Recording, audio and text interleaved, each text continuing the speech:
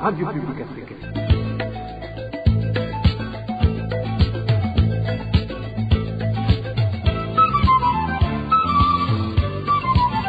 Radio Publique Africaine.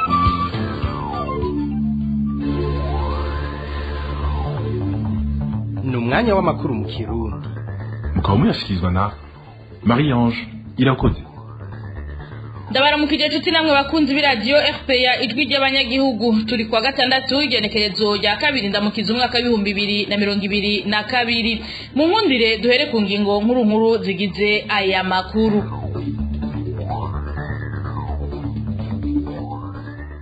Abana 9 barakomeretse, ibintu bitari bike birononekara bitewe n'imvura yaguye mu mihingo itandukanye y'igihugu kuri wa gatanu. Muri ano makuru turababwira ivyahononekariye.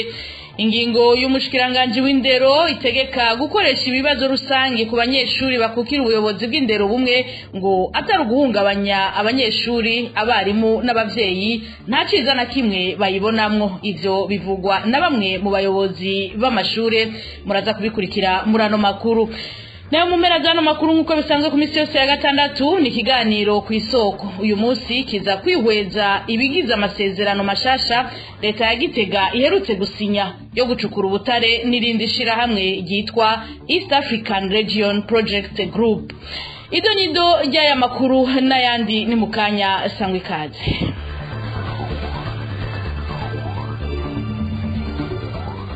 Nongenda baramutse ndabahe nikaze mu nkundire duhereye amakuru mu gisata c'umutekano. Kuri inkuru iciye ku masonga, umuntu umwe yaraye yishwe atemagujwe imipanga mwijoro ryo kuri wa gatanu rishira uwa gatandatu ku mutumba wa Kibati, zone Masango, komine Bukinanyana, iri mu ntara ya Cibitoke.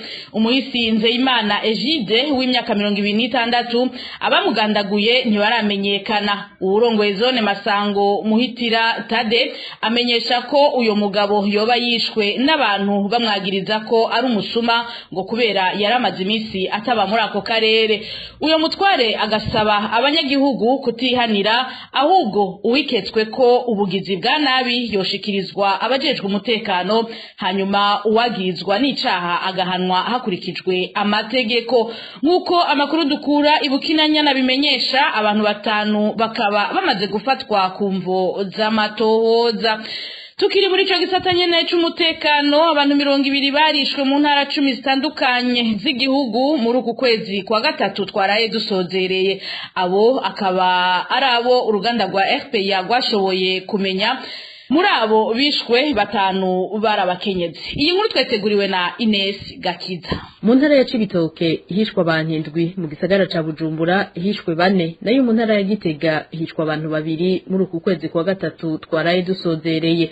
Muri abo bishwe 16 batowe ibiziga mu ntara za Cibitoke, mu gisagara ca Bujumbura, Igitega, Ngozi, Ruyigi na Cankuzo. 3 nabo bishwe batemagujwe imipanga mu ntara za Karuzi, Bubanza na Kayanza. Uwundi umwe yishwe arashwe mu ntara ya Gitega. Muri abo bagandaguwe bose abakenyezi ni 5, 2 nabo mu ntara ya Cibitoke. Aha twovuga uwitwa Francine Nzimenya yishwa nizwe n'abantu batashoboye kumenyekana, bamusanze ku rugwiwe muri quartier Nyamugari mu gisagara ca Gitega igenekezo rya gatandatu ukwezi guheze. Uwundi mukenyezi yishwe mu kwezi kurangiye n'uwitwa Emeline, yishwe atemagujwe imipanga hafi y'urugo rwiwe ku mutumba Rabiro muri komine Mutumba mu ntara ya Karuzi igenekerezo rya ndwi z'ukwezi guheze. Umusirikare afise ipete rya adjudant chef yitwa Nduwimana Mevin batazira Buregeya yatowe ikiziga ku nkengera z'uruzi Ntahangwa mu gisagara ca Bujumbura igenekerezo rya kabiri ukwezi kwa Ntwarane. Uwitwa Vianney Irategeka yarasanzwe akora akazi ko kuvunja amafaranga ku isoko bita kwa Siyoni, yatowe ikiziga mu nzu y'uburaro iri muri quartier Kigobe, zone Gihosha mu gisagara ca Bujumbura kwigenekerezo rya 2023. Bamugandaguye ntibigeze bamenyekana. Umunywanyi w'umugambwe FNL ya Jacques Bigirimana Leonidas Mudende yatowe ikiziga mu ruzi Rumpungwe igenekerezo rya 2028, akaba ari nawe yaraserukira umugambwe muri komine Gisuru intara ya Ruyigi. Mu bishwe harimwe abahowe imvo za politike, amatati yo mu miryango hamwe n'ubusuma, abandi nabimvo zigandagurwa ryabo ntiziramenyekana nayo mu bagiye baravugwa muri ubwo bwicanyi harimo imbonerakure hamwe n'abapolisi. Ines Gakiza urakenuye nkuko nari babwiye mu ngingo nkuru abantu bashika 8 barakomeretse, amazu arenga 90 nayo arabomoka mu mazone ya Buhayira na Ngoma yo muri komine Mugwiri mu ntara ya Cibitoke. Ivyo bikaba vyaturutse ku mvura y'isegenya yaguye muri ako karere kuri uyu wa gatanu. Idonido na Elvis niyo mwongere. Iyo mvura yononye ibitari bike aho mu mazone ya Buhayira na Ngoma yarimo umuyaga mwinshi, ikaba yarivanze n'urubura. Isoko ryacu rimenyesha ko iyo mvura yamaze isaha n'igice iriko iragwa. Abantu 8 bakaba aribo bakomeretse, baciye bacanwa kuvurirwa kw'ivuriro rito riri hafi.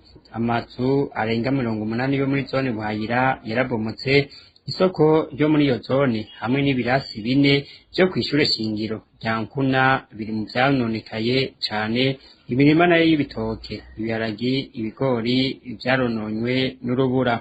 Muri zone Ngoma naho habomotse amazu ashika 10, imirima ishika 624 nayo nyene ikaba yarononywe n'urubura. Muri kino gihe abanyagihugu bo muri ayo mazone yashikiwe n'ayo makuba bavuga ko bari mu kangaratete, bagasaba jeje intwaro n'abandi bagira neza kubagarukirako kuko batagiraho bakika umusaya n'ico bafungura. Tubibutse ko hari haheze indwi zibiri ayandi mazu arenga 100 yo mu mazone ya Buhayira na Bukirasazi abomowe n'imvura yari ivanze n'umuyaga.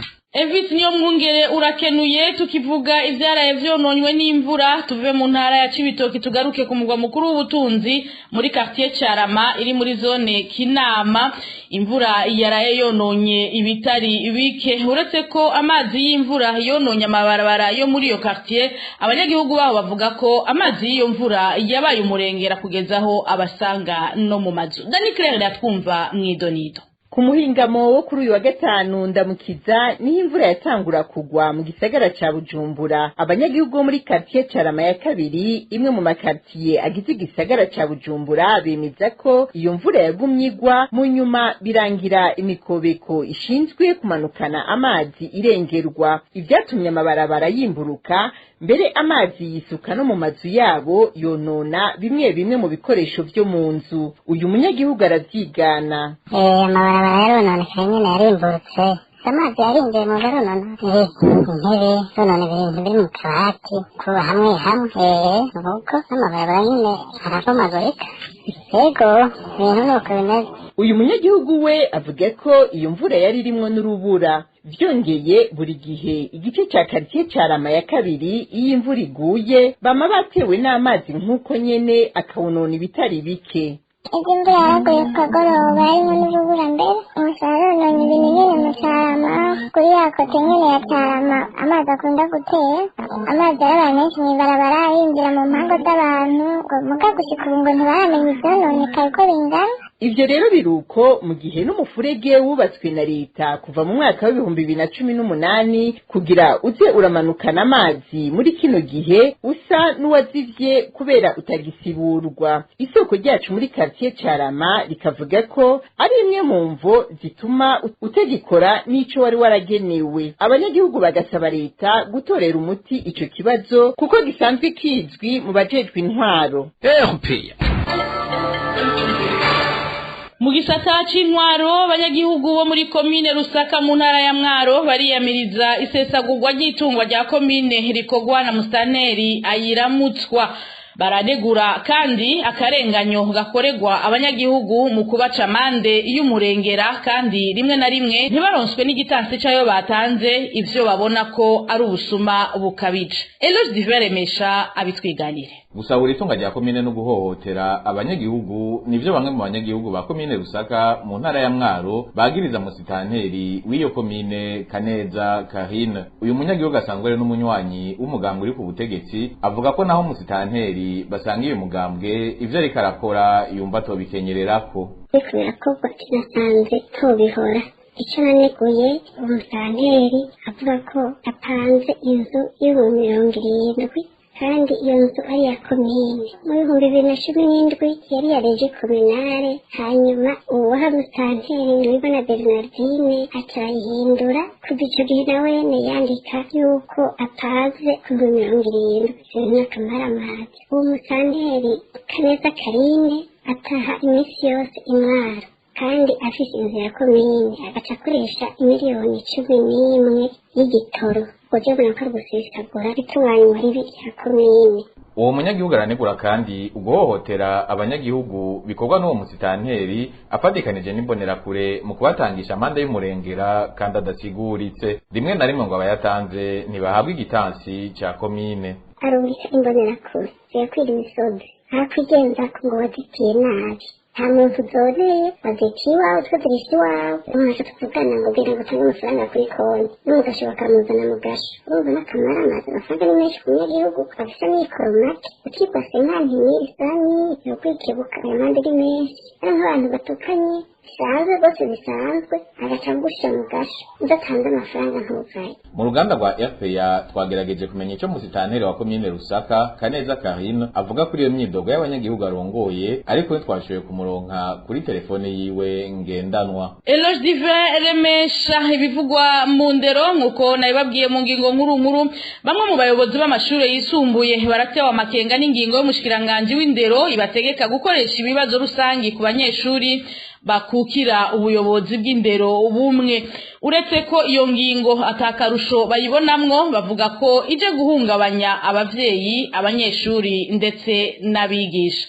Emmanuel Niyungeko mwidonido. Umushikiranganje w'indero n'ubushakashatsi yarasohoye itegeko nimero 610 agakoni 151 ryo kwa 17 Ruhuhuma uyu mwaka rivuga ibijanye n'itunganywa ry'ibibazo rusangi mu mashure shingiro ico bita examen en réseau mu rurimi rw'ikinyamazuru. Mu kigabane ca kabiri cy'iryo tegeko niho dusanga ibijanye n'igikorwa hamwe n'ingene ivyo bibazo bitunganywa. Uwo mugambi ukaba werekeye amashure ya leta hamwe n'ayabigenga. Agace ka gatatu k'ingingo y'indwi y'iryo tegeko kavuga ko uwo mugambi ari uwo gusuzuma ubumenyi bw'abanyeshure uko amashuri akukira ubuyobozi bw'indero bumwe arushanywa, gusuzuma urugero rw'abayobozi mu gukurikirana inyigisho hamwe n'akanovera mu bijanye n'ibikorwa by'abigisha mu mashuri. Agace ka kane k'iyo ngingo y'indwi nyene kamenyesha ko uyu mugambi ushaka gusuzuma amanota y'abanyeshure kugira ngo hace hatogwa umuti mu gihe vyoba ngombwa. Mu nama yo kuwa 30 Ntwarante yagirishijwe abayobozi b'amashure yigenga mu gisagara ca Bujumbura, François Havyarimana umushikiranganje w'indero n'ubushakashatsi yamenyesheje ko hari amashure yagararije gushira mu ngiro iyo ngingo. Kubw'uyo mutegetsi ngo hari n'ayandi mashure yashize mu ngiro iryo tegeko ariko atubahirije ingingo zaryo zose. Ivyo biruko mu gihe bamwe mu bayobozi b'amashuri bavuganye na RPA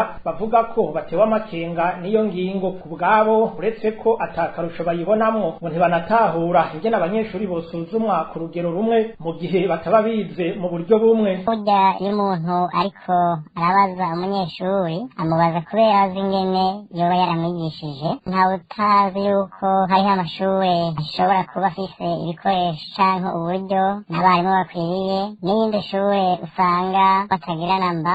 Ayo rero n'amakenga ni inkurikizi zizoba ku mwigisha no ku munyeshuri. Rero ivyo biratera ingorane iyo hageze gutanga ibibazo mwene ivyo. Iyindi ngorane ishigwa habona n'uyu muyobozi w'ishure ni ijanye n'ikoreshwa ry'umwanya ku bazosubiramwo ivyo bibazo na rirya ikirangamisi bari basanzwe bariko barakorerako kitazohinduka. Ubu huko abanyeshuri bazoshabugira gute nta kintu kizokwiyongerako, urumva n'ibintu tutabona ngene tuzobisigura, tutabona ngene tuzobigera. Hanyuma n'abigisha turazi yuko nk'ubu benshi bari batanguye guheza gukosora bandika n'amanota. Ubu rero tubatuma kuja gutora ibindi bibazo bongera basubire gukosore kandi n'ingingo itana kimwe izoza ifasha mu gice ca kabiri ivyerekeye umwimbu hamwe no kuvyerekeye itunganywa ry'akazi. Muri iyo nama yo kuwa 30 Ntwarante, François Havyarimana aramutswa ubushikiranganje bw'indero n'ubushakashatsi yaragabishije abayobozi b'amashuri cane cane ayigenga ko abazobandanya bica amatwi mu kudakurikiza iyo ngingo bashobora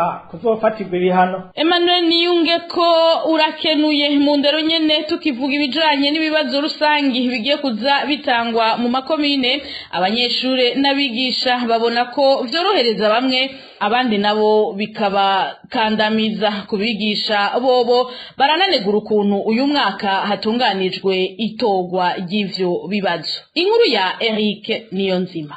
ku buryo butandukanye no ku mwaka w'ishuri uheze ibibazo bisa vyakozwe no mwaka w'ishuri vyatunganijwe nabi. Mu mwaka w'ishuri uheze abigisha bose bigisha icigwa kimwe muri komine yose baricara hamwe bagatorera hamwe ikibazo ku cigwa basanzwe batanga. Uko niko sendika y'abigisha bivuga biciye mu kinyamakuru cabo Journal Voix de l'Enseignant. Uyu munsi abigisha biciye muri sendika yabo bavuga ko buri mwigisha yatoye ikibazo akirungika mu biro vy'indero muri komine, maze muri ivyo biro baba aribo bahitamwo ikibazo baha abana kuri buri cigwa. Aha abigisha bibutsa ko bishobora gushika aho ikiringo c'ibibazo kigera bose batari ku ntambwe imwe chapitre ku cigwa runaka wasanzwe batanga. Ariko kubw'abigisha ugutorera ibibazo bisa ku banyeshuri bose bo mw'ikomine imwe vyari ibintu vyiza. Gusa kubwabo ubwo budasa mu bijanye n'urugero buri mwigisha bagezeko mu gutanga icigwa ciwe canke nyene ukuntu ishuri iri canke ririya risanzwe gitunganije mu kuntu ritanga inyigisho bituma ibibazo bishobora kuza vyoroshe ku banyeshuri bo mw'ishuri runaka, cane cyane ku mashuri afatwa nk'ayakarorero, mu gihe biza bisa n'ibitoroshe ku bandi bo kuyandi mashuri. Ku ruhande rw'abanyeshuri biciye mu kinyamakuru Journal Voix de l'Enseignant bavuga ko akenshi bama bariko basanga babajijwe ku cigwa batigeze babona mw'ishuri. Mu kiganiro abavugizi b'inzego bagize kwa 25 ntwarante Ribori Bigirimana avugira ubushikiranganji bw'indero ku bijanye no gutanga ibibazo bisa ku mashuri yo muri komine yagize ati: iyo dutanze ikibazo mu mashure agize inani ni kugira ngo turabe yuko aho ayo mashure ageza mu bijanye n'umwimbu, kugira duca dufatira kuri ivyo bibazo aho dusanze amashure ajogajoga duca turaba icokorwa kugira ngo umwimbu muri ayo mashure ushobore gutera imbere.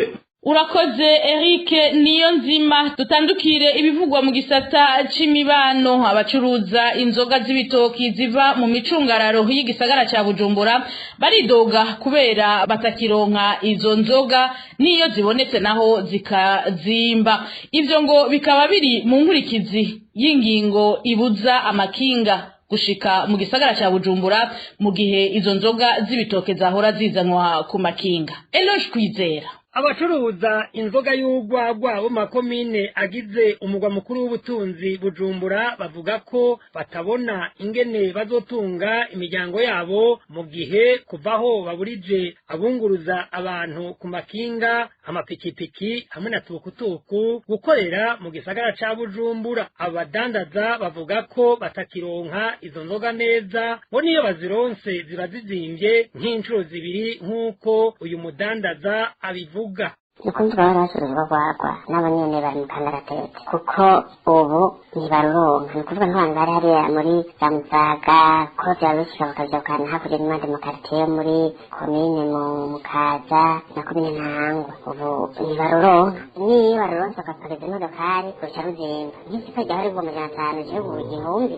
Sabo gusa bariko barahagirira uruhombo, n'abasanzwe bagana izo nzoga baragira uruhombo runini kuko batagira iyo bazishorera. Abazigana bamenyesha ko barambiwe no gukora bahomba. Amakani ikindi nacyo gica kiba nk'inkurikizi nuko abarugana baguma produce yakantanye ariko kandi ntibaza ngo baronke isoko. Ivyo rero bikatuma ibintu bice bishobora kugenda nabi kubahora barukanya, ibintu birasambiye kubivamo kabisa. Imana nyene niyo dutabaye n'ahandi. Abo bacuruza inzo nzoga basaba leta kuraba ingene yoreka ivyo vyuma bigasubira gukora ku neza y'umunyagihugu. Eloge Kwizera urakenuye. Mukanya duhereza amakuru ku kiganiro kw'isoko. Agafata ingingo mu bikorwa rusangi wenyene yikoreye akubaka ibiro vy'ubushikiranganji bigeretse inshuro zitatu. Yaravyubaka adakoresheje ifaranga na rimwe ryo muri leta, arakorana n'abagenzi araterereza wenyene aravyitunirako gushika hafise ibiro vy'ubushikiranganji bimeze neza cyane vyubatswe, hanyuma yarabigabiye leta. Nagenda maramaye nk'userukira igihugu kubona miliyaridi 54 zisohoka ukarondera iyo zagiye ukazibura nakamaramaza. Ubwa mbere womenya ayo mayanzu zoyahera tuyaheba bategeza ko yari umugambi utegerezwa gukorwa kandi abahera yacu ategereza kugaruka. Ubu ngira nje fata ingingo umushikiranganji turi kumwe ndawusavye mu ndwi zibiri mbe mbona abantu bose bari muri ivyo. inyuma yaho hahagarikiwe uruhusha rwo gucukura ubutare bwa nikel yi Musongati. Uruhusha rwari rwahawe ishirahamwe BMM International mu mwaka wa 2014. Leta y'u Burundi iherutse gusinya amasezerano mashasha yo gucukura ubwo butare n'irindi shirahamwe ryitwa East African Region Project Group. Ikigabane kw'isoko cuno musi kiza kwihweza ibigize ayo masezerano mashasha. Kw'isoko mugishikirizwa na Josephine Jones Mpunzimana. Kw'isoko ni ikiganiro mushikirizwa ku minsi yose ya gatandatu mukagitegurirwa n'urunani rw'amaradiyo Radio Inzamba agateka kawe, Radio RPA ijwi ry'abanyagihugu na Radio Television Renaissance. Leta y'u Burundi ibicishije mu bushikiranganje bw'ubutare n'agataka yarateye umukono kwa kabiri igenekezo rya 29 ntwarante umwaka wa 2022 ku masezerano ayihuza n'ishiramwe East African Region Group rigiye gucukura ubutare bwa nickel i Musongati. Amafaranga zo kwinjira muri leta akabangana ni miliyoni $500 z'amadolari y'abanyamerika ku mwaka mu gihe cy'imyaka 10. None akarusho kayo masezerano mashasha n'akahe ku gihugu? Abakurikiranira hafi ibijanye n'ikoreshwa ry'ubutunzi bw'igihugu bavyakira gute? Inyishu ni muri kino kiganiro kw'isoko cyo kuri uyu wa gatandatu genekezo rya kabiri ndamukiza umwaka wa 2022 mukagishikirizwa na jewe Josephine Johnson Nkunzimana Kads. Nkuko biri mu cegeranyo c'inama nshikiranganje yakoranye ku igenekezo rya 2022 ntwarante umwaka wa 2022 ishirahamwe East African Region Project Group ngo ryarasavye ryongera ririyemeza gucukura ubutare bwa nickel y'Imusongati. Iryo shirahamwe kandi rikemeza ko uburyo bw'amafaranga bukenewe muri ico gikorwa buhari. Eroge Divin Remesha wa Radio RPA aragaruka ku bintu bikuru bigize ayo masezerano. Ishirahamwe East African Region Project rizotanga yose hamwe imiliyaridi 15 z'amadolari ya Amerika mu kiringo c'imyaka 10, no kuvuga umiliyaridi umwe n'igice w'amadolari ya Amerika ku mwaka. Ayo mafaranga azobagabuwe mu migwi 3 ku bwa leta y'u Burundi. Umugwi wa mbere w'imiliyoni 500 ngo nayazoja gusayiriza mu kigega c'amahera leta ikoresha ku mwaka. Umugwi wa kabiri wayangana imiliyoni 225 y'amadolari ngo azokoreshwa mu bikorwa vy'iterambere rusangi. Umugwi wa gatatu nawo uzobugizwe n'ayangana imiliyoni 775 z'amadolari ngo niyazokoreshwa mu gucukura ubwo butare bwa nickel. Ayo masezerano ya mbere azomara amezi 2 gusa kugira ishirahamwe East African Region Project rironka umwanya wo kurungikira leta y'u Burundi igice ca mbere c'amafaranga azokoreshwa. Mu ntumbero zo kwikingira, leta y'u Burundi ngo itegekanya kuzirasinya amasezerano y'umwanya muto mu kiringo umugambi uzomara.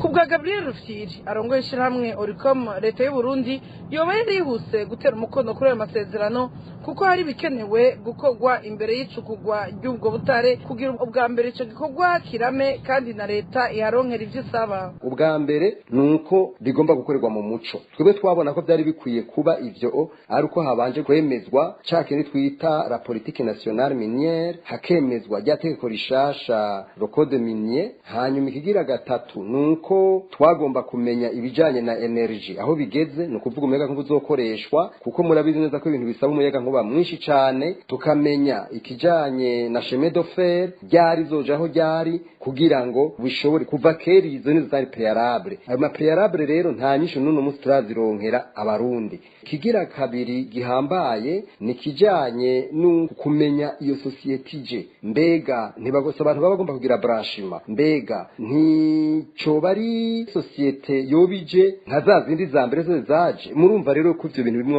birimo makenga menshi cyane, hari ibibazo byinshi bitagira inyishu twama turiko turibaza, kandi ibyo twavuze haize imyaka irenga 8-10 nivyo biri kubiraba none munsi. Twebwe rero tukabona yuko ibintu bitigwa neza, harimo inyungu z'abantu dushobora kuba tutatahura. Twebwe rero tukifuza yuko leta yoduha umuco kuri ibibazo byose twibaza kugira ngo abarundi dutomokegwe kuko abantu bariko barumviriza nk'itangazo leta yavuze nuko bigaragara ko mengo hazoba amafaranga azoja muri budget ya leta ivyo nta numwe atovyika kandi tuzobyifuza muga twifuza ko bikorerwa mu muco kuko biragaragara ko harimo ibibazo bitagira inyishu kugeza nino saha twebwe rero turavye umwete vyakoreshejwe n'ingene vyagizwe turafise amakenga menshi cyane mu nama rukokoma y'abahinga ku bijanye n'iterambere ry'u Burundi yabaye mu kwezi kwa Munyonyo mwaka 2021 abahinga mu by'ubutunzi n'iterambere baribukije ivyo leta igomba kwisunga kugira yizere ko ubutare bwa nickel bwoteza imbere igihugu aho bavuga ibijanye n'ingene amasezerano akogwa